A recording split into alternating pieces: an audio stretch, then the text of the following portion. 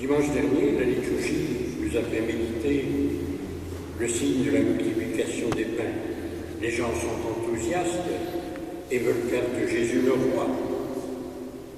Les peuples désemparés et sans avenir sont toujours à la recherche utopique de chefs qui leur donnent le pain gratuitement.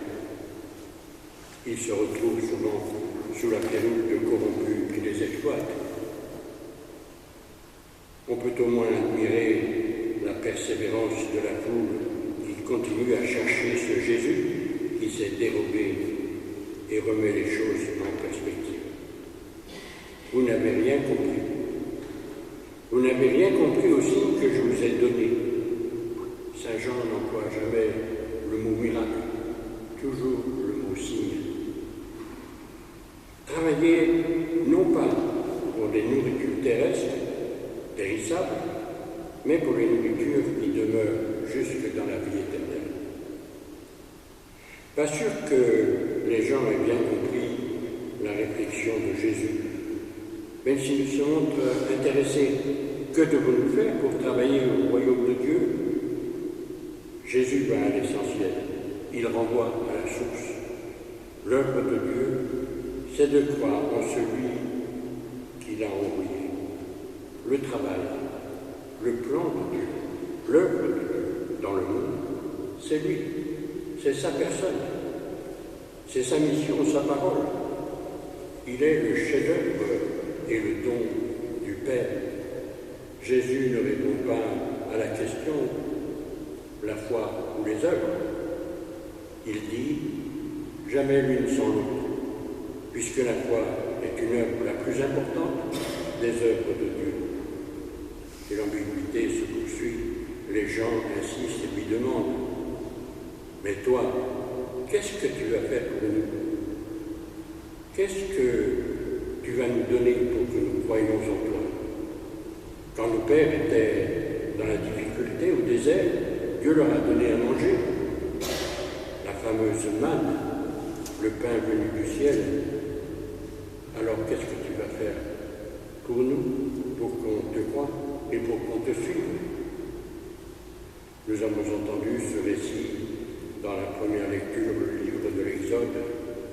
Au milieu des épreuves du désert, les fils d'Israël récriminent contre leur leader, Moïse et Aaron, qui les conduisent jusqu'à la mort de la faim dans le désert.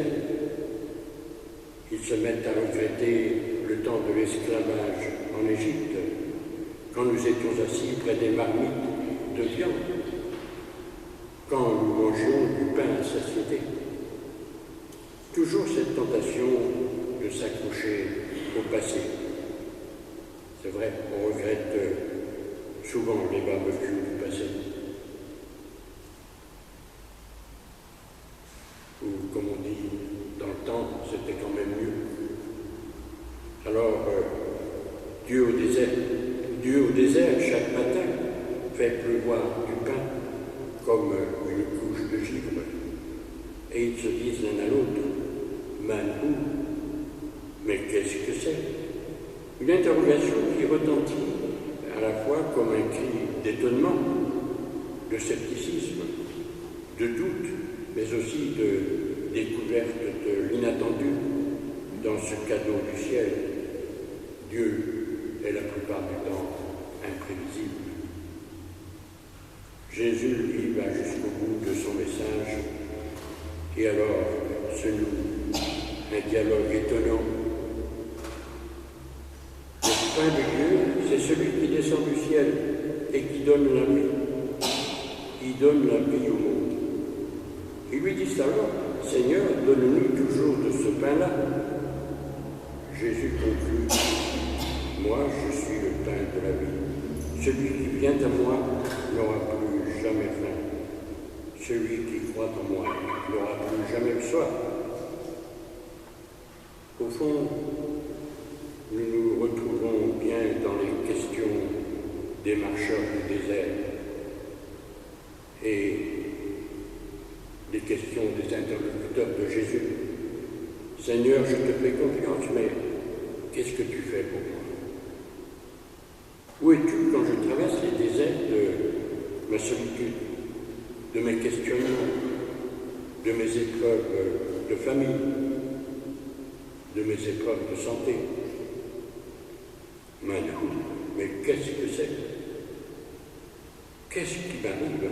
Où es-tu au temps des persécutions, au temps de la Shoah, au temps des génocides et des pandémies improbables? Alors Jésus m'invite à passer sur l'autre rive, là où Dieu m'attend pour me révéler son œuvre.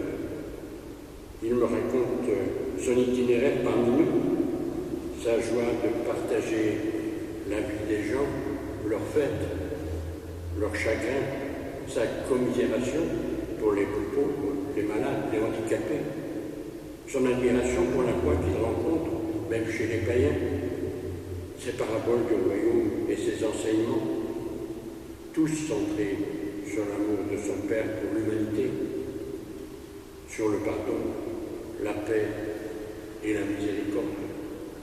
Et finalement, sa vie donnée, son corps et son sang livrés sont partagés pour la vie du monde.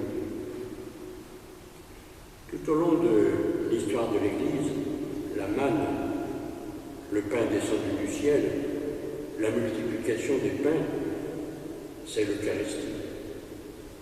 C'est la célébration des deux tables, celle de la parole et celle de l'action de grâce pour le Christ qui donne sa vie, à laquelle Dieu convoque son peuple pour lui parler au cœur, renouveler le don de l'alliance.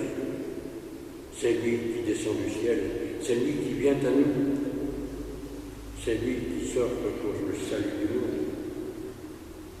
La présence réelle du corps du Christ se réalise à la fois dans la parole de Dieu pour éclairer notre route,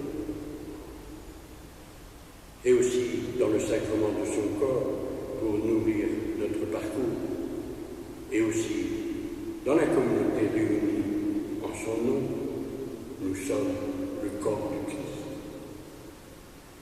L'Eucharistie fait signe à chaque fois qu'elle est connectée aux œuvres de Dieu. La communauté, la fraternité, la solidarité, la compassion. Le pain de Dieu, c'est toujours le pain partagé.